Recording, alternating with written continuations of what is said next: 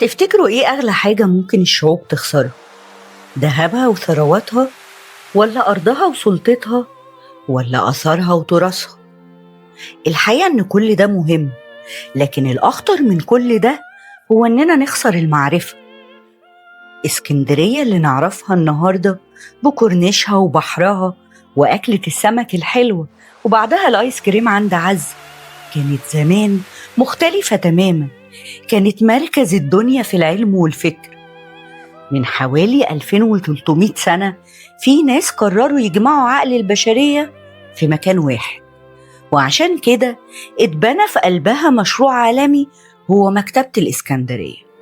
مكتبة ما كانش هدفها تجمع كتب مصر واليونان بس، كان الهدف أكبر بكتير، وهو تجميع عقل البشرية كله تحت سقف واحد. بس يا ترى إيه حقيقة اللي حصل لمكتبة الإسكندرية؟ ومين الجاني الحقيقي اللي قتل الحلم؟ خليكوا معايا وهنعرف بالدلايل ومن غير تعصب مين هو الجاني الحقيقي.